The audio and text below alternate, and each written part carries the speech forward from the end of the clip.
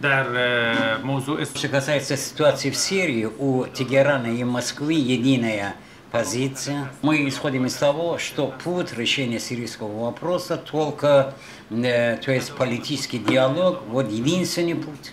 Продолжение насилия и террористические акты только усугубляет ситуацию там. Но, к сожалению, военные, некоторые стороны, то есть военные вмешательства уже усугубляет террористические акты и насилие там увеличивает. Хочу сказать, что террористы сегодня терроризируют и все слои сирийского народа, это и правительственные силы, а также оппозицию, а также и сирийский народ. То есть в равной степени вот все эти три слои подвергаются насилию со стороны террористов. Но, к сожалению, они покровительствуются некоторыми иностранными государствами. Мы считаем, что несут ответственность по поводу гибели сирийского народа именно те страны, те лица. Это те люди, которые вооружили, то есть террористов, а также поддерживают военные состояния в этой стране. И поэтому мы призываем обе стороны, и правительство, и оппозицию о прекращении насилия. У Исламской Республики Иран есть план из 6 пунктов для решения сирийского вопроса. Мы этот план вручили нашим российским друзьям, и, естественно, это, то есть то, что там зафиксировано, это принимается и обеими сторонами. И поэтому Тегеран и Москвы относительно содержания этого плана имеют единое мнение. То есть у иранского плана 6 конкретных позиций: прекращение насилия, народный, то есть национальный диалог. В отношении этого вопроса уже мы предприняли силу, некоторые действия по осуществлению этих 2 пунктов. Национальный диалог 3 недели тому назад проводился в Тегеране с участием широких слоев. И вторая стадия этого национального диалога в ближайшем будущем будет проводиться в Дамаске. Другими словами, этот диалог проводился среди правительственных сил, оппозиция, а также коренные представители сирийского народа.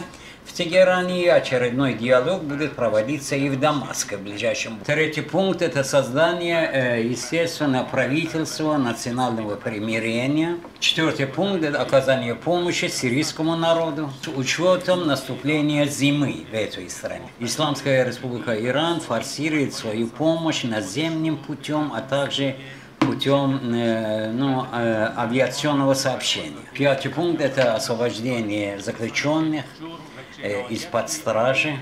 Это касается тех людей, которые не совершили преступления против сирийского народа.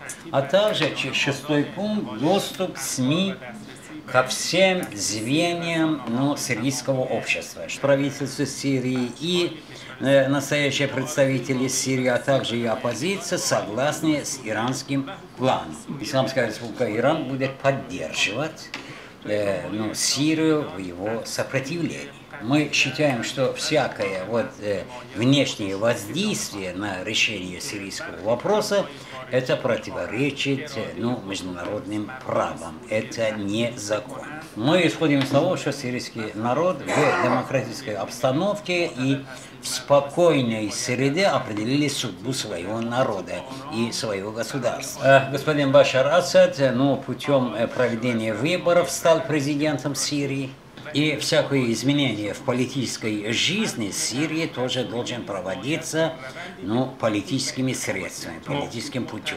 И поэтому всякое иностранное решение по оказанию влияния в Сирии мы считаем, что это ставит под вопрос и сознательность сирийского народа, и это является вмешательством извне, это оскорбление сирийского народа. Потому что если будет как-то незаконным путем всякое изменение в этой стране, тогда эскалация сил и неспокойное состояние уже будут продолжаться в течение последующих десятилетий в этой стране. Но мы при наших переговорах с российской стороной, мы убедились в том, что никакое изменение в стратегической позиции Российской Федерации по отношению к Сирии не появилось, никакого изменения нет. И другой вопрос, который стал объектом наших переговоров, это бахрейнский вопрос. Ну, там тоже настоящий кризис и в этой стране, потому что народ не может получить ответ на свои мирные запросы, потому что подавление народных масс продолжается в этой стране.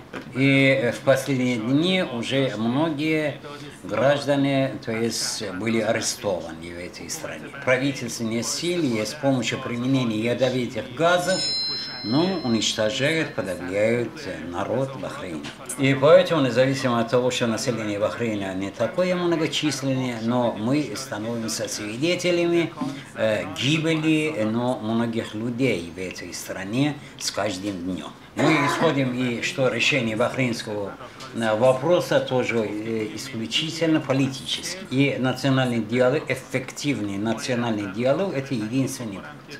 Я хочу сказать, что между Тегераном и Москвой действительно стратегическое отношение на самом высоком уровне, а также между нашими странами, как в двусторонней и региональной и международной форматах, есть полноценное сотрудничество. Естественно, мы несем ответственность оба государства о том, чтобы оказать большему спокойствию нашему региону.